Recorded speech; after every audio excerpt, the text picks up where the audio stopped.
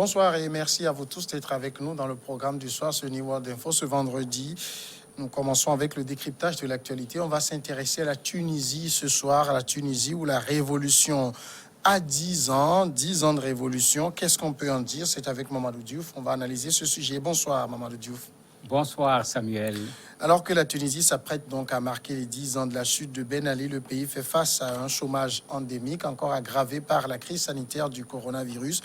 Un appel à la liberté qui a résonné à travers toute la région. 10 ans ont passé depuis le mouvement de contestation populaire qui a conduit le 14 janvier à la fuite du président Ben Ali. Pourtant, cet événement d'une ampleur inédite en Tunisie et qui avait lancé une vague de soulèvement à travers le monde arabe n'a pas permis d'enregistrer des avancées sociales tant espérées par la jeunesse. Mamadou Diouf, est-ce que pour les Tunisiens qui disent que depuis la révolution, il y a 10 ans, rien n'a changé, est-ce que ce n'est pas un peu trop fataliste aujourd'hui? C'est fataliste, il est clair, mais c'est également lié à, j'allais dire, l'attente par rapport à cette révolution qui était démesurée. Et malheureusement, c'est un peu l'autre revers de la médaille de façon générale quand il y a une révolution, quand il y a une insurrection, parce qu'on a changé le pouvoir, parce qu'on a remplacé le président de la République, les gens pensent que tout est possible dès le lendemain. Alors que, généralement, un État qui est en place, comme la Tunisie, c'était tout un système, un État véritablement militaire, il faut le dire également, de sorte que quand les gens ont fait fuir le président Ben Ali, mais on a déstabilisé le système qui était sur place. Et pour le moment, aucun autre système n'a véritablement été mis sur place. En 10 ans de révolution, il y a eu 9 premiers ministres. Si on fait la moyenne, ça fait 1 an par premier ministre. En 1 an, quel est le ministre qui a déjà maîtrisé les 20-25 portefeuilles ministériels coordonnés pour faire quoi? Et ça fait qu'il y a une sorte d'éternel recommencement qui fait qu'effectivement, par rapport aux attentes, il y a du retard de la part du gouvernement central, un retard qui, il faut le dire clairement, se comprend, parce que pendant un premier temps, il y a eu un véritable combat entre les deux grands partis politiques. Il y a eu ensuite l'irruption des indépendants dans la scène politique. Cette irruption est venue compliquer davantage la chose parce que ça a amené cette instabilité politique. On met en place un gouvernement, on fait un vote à l'Assemblée, on démêle le Premier ministre. Finalement, à ce rythme, il est clair que les attentes, il va falloir que les populations attendent encore. Tant qu'il n'y aura pas de stabilité sur le plan politique, on ne va pas s'occuper des questions sociales. Alors justement, si on fait un bond en arrière de 10 ans, quelles étaient les attentes des Tunisiens à l'époque lorsqu'ils renversaient Ben Ali? C'était très clair. La lutte contre la corruption. Malheureusement, elle est toujours là. Quand on regarde les rapports de Transparency International, ils nous disent qu'en 10 ans, la Tunisie a perdu 15 places. C'est-à-dire, au lieu d'avancer, la Tunisie a reculé. Et ça se comprend parce que le système de la corruption en Tunisie était lié au fait que vous avez des familles bien connues qui détenaient l'économie du pays. Malgré qu'on a arrêté certaines personnes et autres, ce système n'est pas parti. La presse tunisienne parle de conglomérats familiaux pour montrer comment des familles détiennent des pans de l'économie entière. Et bien sûr, en détenant ces pans de l'économie, ça permet à ces familles d'empêcher à d'autres d'intervenir. Vous vous rappelez les derniers scandales avant la chute de Ben Ali. On dit à telle personne, tu es le seul à avoir le droit d'amener des voitures de l'extérieur. Aucune autre personne n'a le droit de le faire. Vous voyez ce monopole qu'on crée de fait, basé sur absolument rien. L'autre élément, c'était la question du chômage. Là-bas également, les chiffres sont toujours difficiles. 15% sur le plan national. Et dans certaines localités, ça va même jusqu'à 30%. Alors que les jeunes sont là avec des diplômes. On a vu le témoignage de ce monsieur qui a un doctorat en chimie, qui dit qu'il a fait de la maçonnerie, il a fait de la menuiserie. Actuellement, il fait de la livraison avec sa moto pour avoir au moins de quoi manger. Donc, ce n'est pas qu'il n'a pas été à l'école, parce que Bourguiba, quand même, avait fait ce travail au niveau de la Tunisie. Mais ces diplômes ne lui ont pas permis de pouvoir intégrer ni la fonction publique, ni le service privé. L'autre élément, c'est la justice. Beaucoup d'impunité. Jusqu'à présent, le problème n'est pas réglé parce que les policiers en ont profité également de la révolution pour faire leur syndicat. Plusieurs fois, le syndicat de la police a fait irruption dans le tribunal pendant qu'on devait juger un des leurs pour refuser que le jugement ait lieu. Et les gens le disent, parmi les secteurs qui n'ont pas encore été véritablement réformés, il y a ce secteur de la justice. Donc, il y a des problèmes qui avaient été posés à l'époque qui malheureusement sont toujours là. Est-ce que c'est la classe politique post-Ben Ali qui n'a pas compris justement le message qu'envoyaient les Tunisiens, la jeunesse, en faisant cette révolution? Si la classe politique a compris, puisque le message était très clair. Le message des jeunes Tunisiens était très clair. C'était l'amélioration des conditions de vie, c'était la liberté. Le côté liberté, on peut dire qu'il y a quand même des acquis. Les élections se déroulent normalement. La liberté d'expression, elle est là, c'est indiscutable. Il y a la décentralisation qui avait été promise, qui est en cours, elle n'est pas encore achevée. Mais de ce côté, quand même, on peut dire qu'il y a avancé. Ce qui empêche de résoudre les problèmes sur le plan social et sur le plan économique, c'est que pendant la première période, il y a eu une lutte farouche entre les deux partis qui étaient là, une lutte qui avait même à la limite divisé la Tunisie en deux.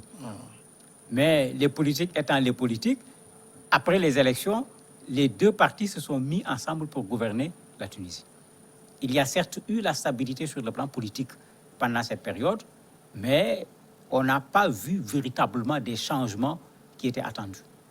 Par la suite, les indépendants sont venus en disant non, tous ils sont pareils, on s'est battu pour ces gens-là, pour faire tomber les islamistes de Ennahda.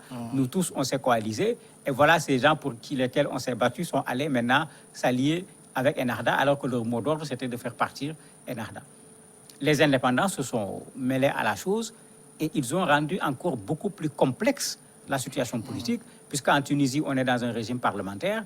Donc l'Assemblée joue un rôle important dans la direction de la politique que le pays doit prendre.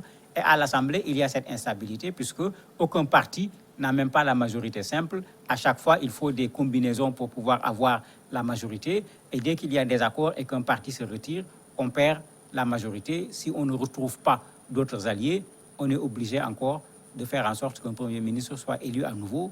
La dernière fois, le président a été même obligé de menacer de dissoudre l'Assemblée si les gens ne parviennent pas à trouver un Premier ministre. Donc, dans cette bataille de politiciens, c'est dommage, les populations sont un peu oubliées. Et quand on voit les Tunisiens parler, ils le disent clairement, les gens sont là, ils se battent pour eux-mêmes, ils ne se battent pas pour le peuple tunisien. On a quand même, la Tunisie a fait ses élections présidentielles il y a quelques mois avec un nouveau président qui est là, qui avait fait des promesses de relancer ce pays sur la voie du développement. Finalement, il fait plus de politique que de développement.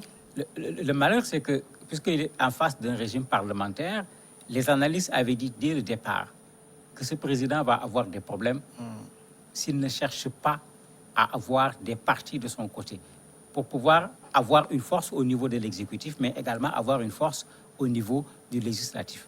Mais malheureusement, lui, il est resté droit dans ses bottes, en indépendant, en considérant qu'il n'a pas besoin de s'appuyer sur un parti politique. Et ça fait partie de ce qui lui crée des difficultés, parce que le pouvoir en Tunisie est partagé entre le président de la République et le Parlement, alors que lui, il a quelques députés là-bas qui étaient avec lui dans la mouvance de ceux qui étaient indépendants, aussi bien pour l'élection présidentielle que pour les législatives, mais ils ne représentent pas grand-chose. Les deux partis les plus représentés, c'est Ennahda, c'est le parti de l'autre, là, comment il s'appelle encore, qui a été emprisonné. Oui, Karoui, qui a été emprisonné à nouveau. Ben, finalement, il va compter sur qui? Alors que les gens se disaient que puisque ceux-là avaient demandé à voter pour le président de la République, on s'attendait à une coalition après les élections pour que le président puisse avoir également au niveau de l'Assemblée une majorité qui puisse appuyer les réformes qu'il a proposées. Malheureusement, jusqu'à présent, lui, il n'a pas cette majorité. Un autre parti également n'a pas cette majorité, ce qui fait que, du point de vue réforme, les choses sont en train de traîner véritablement en Tunisie. Est-ce qu'on peut dire aujourd'hui, 10 ans après, que finalement Zine El Abidine Ben Ali n'était pas le problème de la Tunisie? Il n'était pas le seul problème de la Tunisie. Et d'ailleurs, dans tous nos pays, c'est ce que les gens oublient. Généralement, c'est la personne qui est devant. Il ne faut pas qu'on se le cache. Tu es le président de la République, il faut assumer.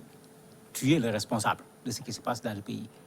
Mais assez souvent, quand le président est là, vous avez bien des gens qui viennent s'approcher du président, qui lui font croire que sans lui, il n'y a rien, alors que ces gens sont là pour faire leurs propres affaires.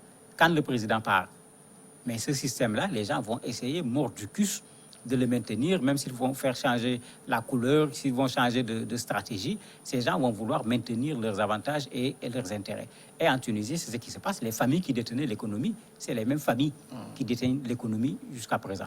On a vu tout récemment des acquittements qui ont énervé les Tunisiens, mais la situation avec Covid n'a pas permis des manifestations par rapport à cette situation. Mais il est clair aujourd'hui que les attentes par rapport à la révolution, surtout sur le plan socio-économique, ces attentes sont pour le moment loin d'être satisfaites. Alors, les conditions qui ont régné à la chute de Ben Ali sont les mêmes qui règnent aujourd'hui. Est-ce qu'il faut craindre pour la Tunisie une nouvelle révolution est envisageable? Une nouvelle révolution, je ne pense pas. Je me dis que les gens vont mesurer le prix. Puisque la Tunisie, il ne faut pas qu'on oublie que Covid ne les a pas laissés. Les zones de Sousse et autres étaient des zones où le tourisme tournait à plein, à 100%. Toutes ces zones aujourd'hui ne fonctionnent plus.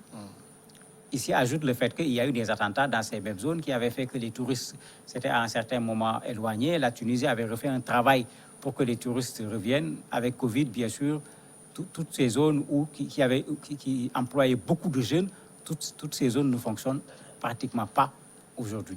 Ce qui crée une difficulté supplémentaire qui n'a rien à voir ni avec Ben Ali, ni avec telle ou telle autre personne, puisque l'industrie touristique ne fonctionne pas du tout, alors que c'était un des leviers de l'économie de la Tunisie. La conséquence, c'est non seulement le chômage, mais la difficulté au niveau d'un bon nombre de Tunisiens, difficulté qui fait que les gens ont tendance à se plaindre. Vous avez même des nostalgiques qu'on a entendu dire que au temps de Ben Ali, c'était mieux. Bon, heureusement, il y a d'autres qui ont répondu pour leur dire non. On ne compare pas la liberté au fait de manger ou de ne pas manger. Mais ce qui est clair, c'est que la Tunisie se trouve actuellement dans une situation difficile. Et si Covid persiste, les difficultés vont malheureusement persister parce qu'ils sont actuellement presque en confinement avec un couvre-feu qui va de 16h à 6h du matin. Mamadou Diouf, merci d'avoir répondu à nos questions. C'est moi qui vous remercie. Allez, passons tout de suite à la pause et on revient après avec l'invité sport.